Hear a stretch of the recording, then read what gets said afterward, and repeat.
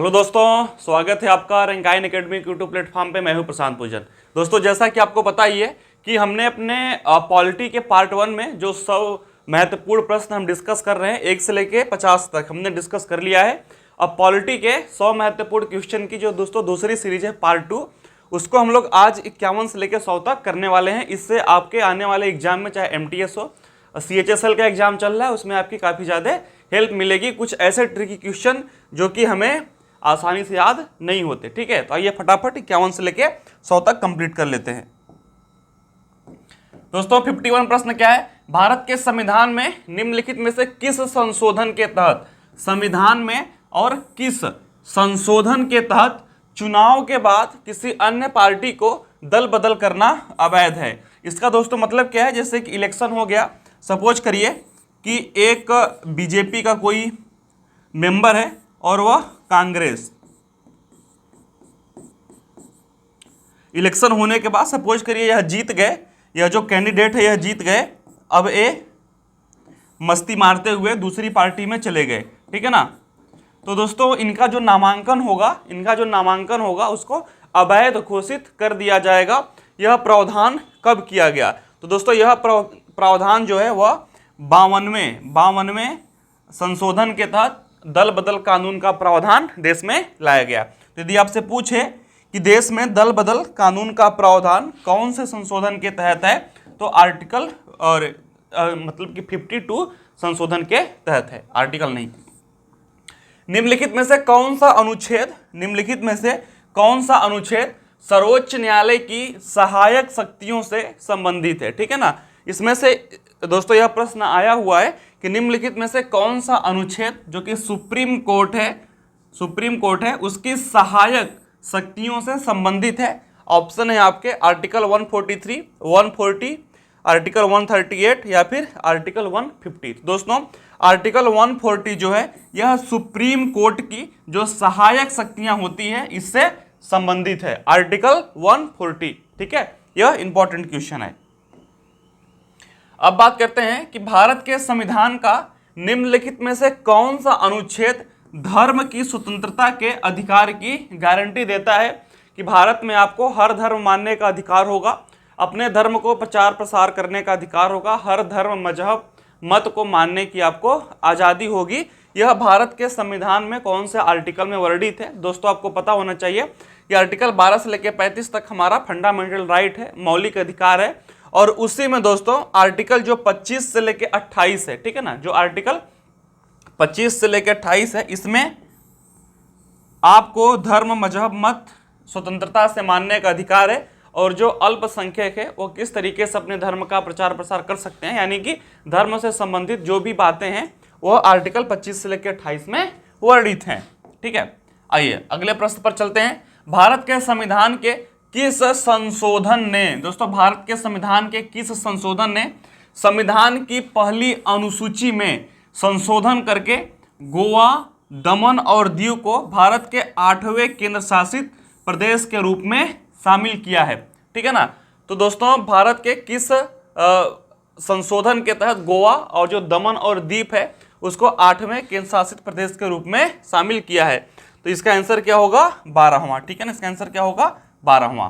तो 54 का 12वां। ठीक है ना? यह दोस्तों पुराना है, फिर ये बदलता रहता है।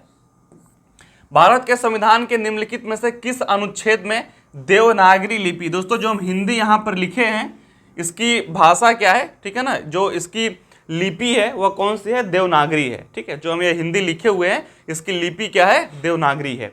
हिंदी को संघ की राजभाषा के रूप में अपनाया गया। दोस्तों जो देश की राजभाषा है, संघ का यहाँ पे तात्पर्य क्या है? राज्य। ठीक है ना, जो राज्य की क्या है, जो राज्य की भाषा है उसको देवनागरी लिपि कब अपनाया गया, यह आपसे पूछा गया है। तो अनुच्छेद 343(1) के तहत दोस्तों, अनुच्छेद 343(1) के तहत देवनागरी को संघ की राजभाषा के रूप में अपनाया गया है।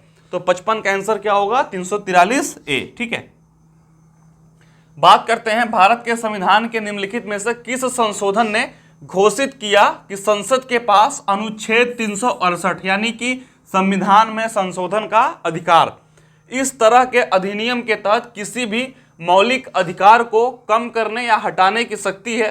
अनुच्छेद 13 के अर्थ के तहत कानून नहीं होगा। दोस्तों मैं आपको बता दूं कि 20वां अमेंडमेंट हुआ था उसके तहत यह बोला गया था कि अनुच्छेद 368 और इस तरह के अधिनियम के तहत किसी भी मौलिक अधिकार को कम करने या हटाने की शक्ति है। अनुच्छेद 13 के अर्थ के तहत यह कानून नहीं होगा, ठीक है ना, यानी कि हम उसको कम या हटा सकते हैं 20वें अमेंडमेंट के तहत। तो 56 का आंसर क्या होगा? 20वां। भारत के संविधान के निम्नलिखित में से किस संशोधन अनुच्छेद ने अनुच्छेद 51A के तहत एक नया मौलिक कर्तव्य जोड़ा? दोस्तों आपको पता ही होगा कि जो आर्टिकल 51A है, ठीक है ना, उसमें हमारे जो फंडामेंटल ड्यूटीज हैं एक नागरिक के तौर पर हमारा देश के प्रति क्या दायित्व है, ठीक है ना, उसको इसमें वर्णित किया गया है। तो दोस्तों 10 तो पहले से ही वर्णित थे और एक और नया ऐड किया गया 11वां, तो उसकी बात यहां पर चल रही है। तो इसमें क्या होगा?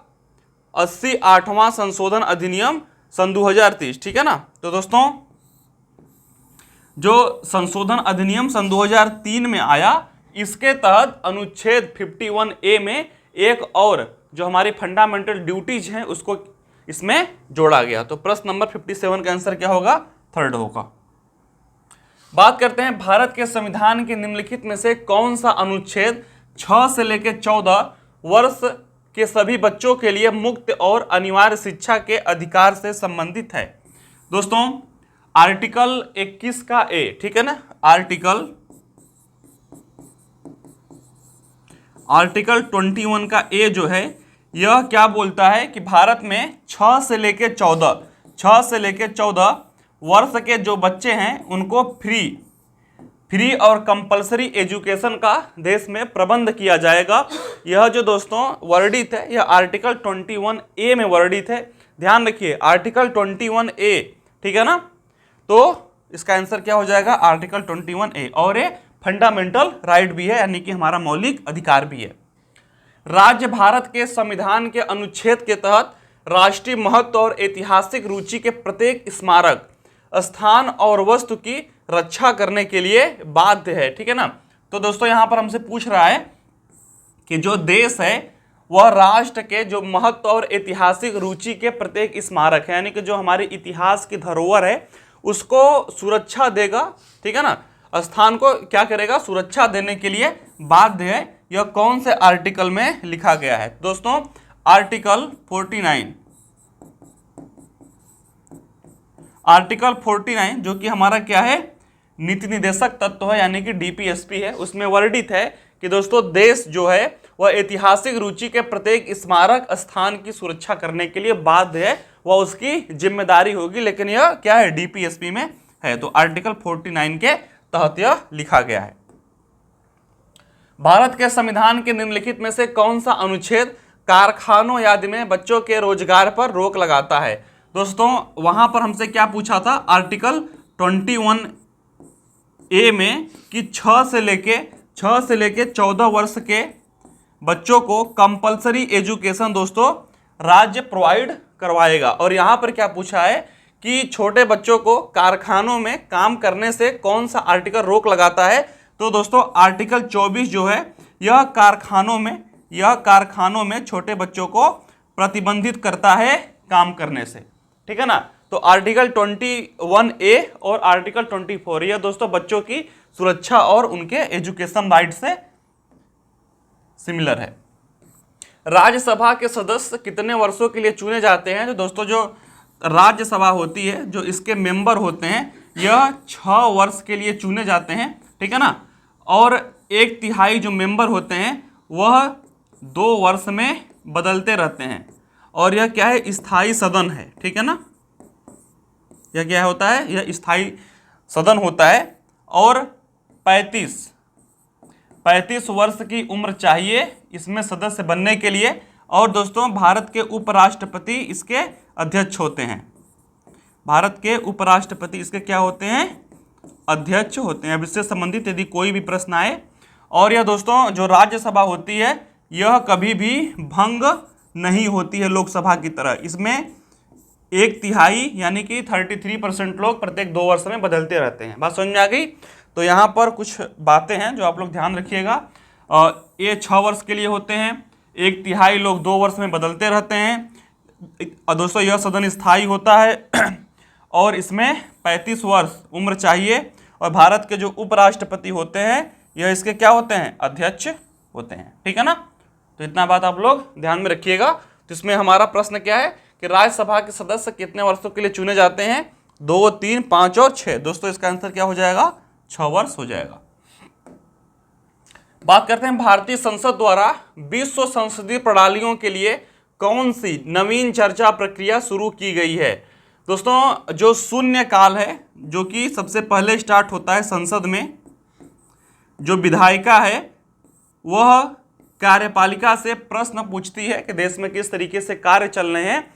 यह जो दोस्तों शून्य काल का प्रावधान है यह विश्व में कहीं भी नहीं है और यह सिर्फ भारत में है। ठीक है ना, तो भारतीय संसद द्वारा विश्व संसदीय प्रणालियों के लिए कौन सी नवीन चर्चा प्रक्रिया शुरू की गई है, तो यह क्या है, यह शून्य काल है। ठीक है ना, शून्य काल जैसा प्रावधान विश्व के किसी भी संसद में नहीं देखा जाता, यह सिर्फ भारत में ही देखा जाता है।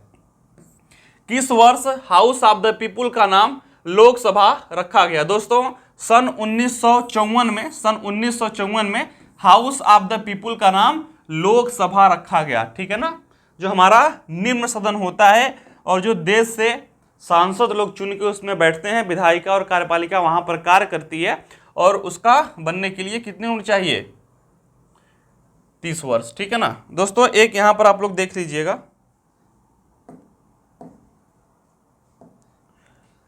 यहां पर जो मैंने 35 वर्ष बताया इसकी उम्र दोस्तों 30 वर्ष होती है। ठीक है ना, और राष्ट्रपति बनने की उम्र 35 वर्ष होती है। तो राज्यसभा का मेंबर बनने के लिए 30 वर्ष की आयु चाहिए और लोकसभा का मेंबर बनने के लिए 25 वर्ष जो है वह सफिशियंट है। ठीक है, तो किस वर्ष हाउस ऑफ द पीपुल का नाम लोकसभा रखा गया, तो 1954 में हाउस ऑफ द पीपुल का नाम लोकसभा रखा गया।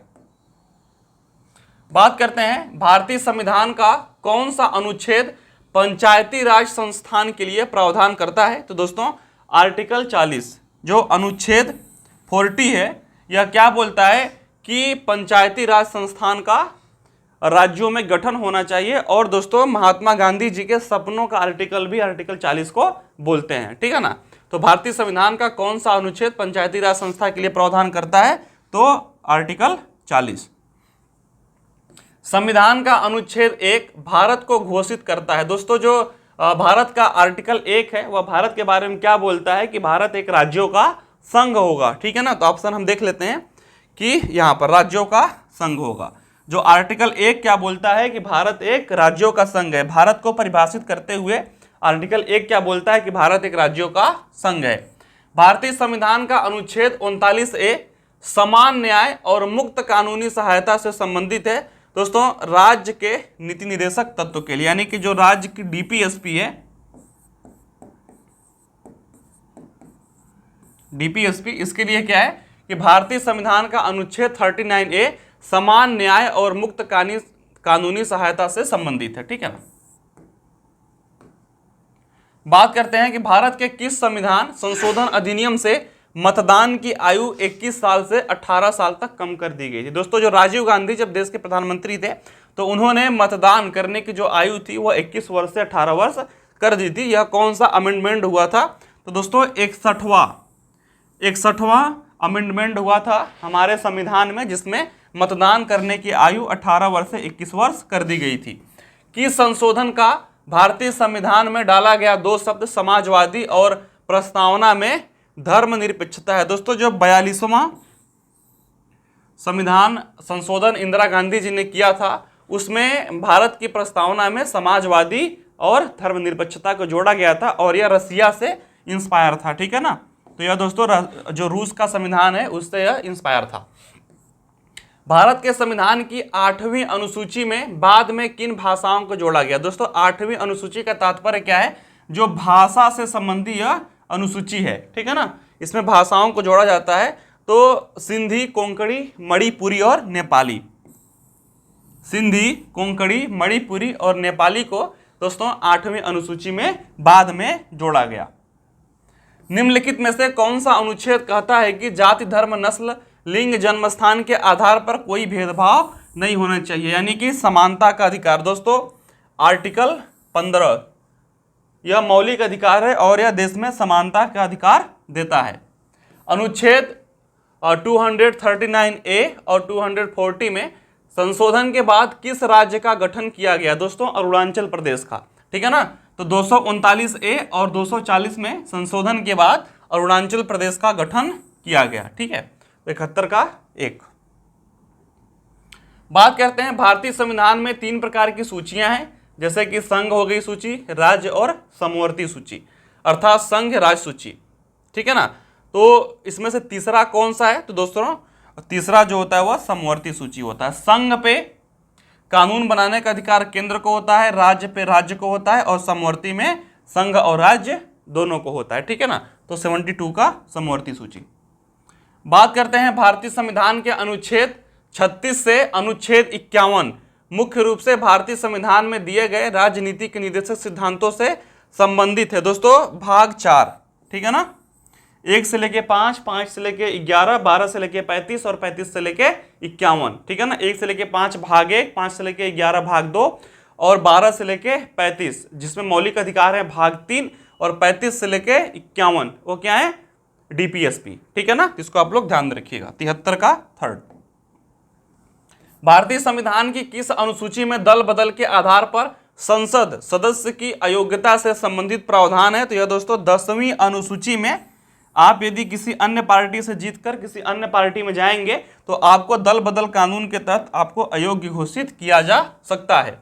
सार्वभौमिक वयस्क मताधिकार के आधार पर चुनाव कराने वाला भारत का पहला राज्य कौन सा था? ठीक है ना। सार्वभौमिक मतलब कि जितने लोग वयस्क हैं, जितने लोग एक आयु को पार कर चुके हैं वह सभी लोग वोट देंगे, ऐसा दोस्तों भारत का मणिपुर राज्य था जो सबसे पहले सार्वभौमिक वयस्क मताधिकार के आधार पर अपने राज्य में इलेक्शन करवाया था। भारत में लोकपाल के लिए लोगो किसने डिजाइन किया था? दोस्तों भारत में लोकपाल यानी कि जो भ्रष्टाचार ब्यूरोक्रेसी में है उसको दूर करने के लिए जो लोकपाल बना उसका डिजाइन दोस्तों प्रशांत मिश्रा ने डिजाइन किया था। भारत के संविधान का 42वां संशोधन अधिनियम किस वर्ष किया गया था? दोस्तों 42वां संशोधन अधिनियम 1977 में किया गया था, ठीक है ना। बात करते हैं भारत के संविधान के अनुच्छेद में कहा गया है कि उच्च न्यायालय के न्यायाधीश की नियुक्ति राष्ट्रपति द्वारा भारत के मुख्य न्यायाधीश और राज्य के राज्यपाल के परामर्श से होगी। यह दोस्तों आर्टिकल 217 की बात यहां पर चल रही है जिसमें यह बोला गया है कि उच्च न्यायालय के न्यायाधीश की नियुक्ति जो राष्ट्रपति और भारत के मुख्य न्यायाधीश जो होंगे, ठीक है ना, वह राज्य के राज्यपाल के परामर्श से की जाएगी। तो क्वेश्चन नंबर 78 का आंसर क्या होगा? 217, आर्टिकल 217। वर्ष 1963 में संशोधन द्वारा नागालैंड भारत संघ का हिस्सा बन गया। दोस्तों जब 13वां संशोधन हुआ था 1963 में तो जो नागालैंड था वह भारत का हिस्सा बन गया था, ठीक है। भारत के पूरे क्षेत्र में स्वतंत्र रूप से घूमने का अधिकार भारत के संविधान के तहत एक मौलिक अधिकार है। यह दोस्तों किसमें वर्णित है? तो आर्टिकल 19 में, ठीक है ना। वाक और अभिव्यक्ति की आजादी, हमें बोलने का अधिकार और आजादी से अपने देश में कहीं भी घूमने का अधिकार आर्टिकल 19 में वर्णित है। यह दोस्तों एक मौलिक अधिकार है, ठीक है। संविधान संशोधन अधिनियम सन 2002 सभी बच्चों को मुक्त और अनिवार्य प्राथमिक शिक्षा कराता है। यह अमेंडमेंट कब हुआ था? तो दोस्तों जो 6वां अमेंडमेंट हुआ था यह सभी बच्चों को मुक्त और अनिवार्य प्राथमिक एजुकेशन की बात करता है, ठीक है ना। इसको हम आर्टिकल 21A और आर्टिकल 24 में भी हम इसको देख चुके हैं, इसके प्रावधान वर्णित हैं।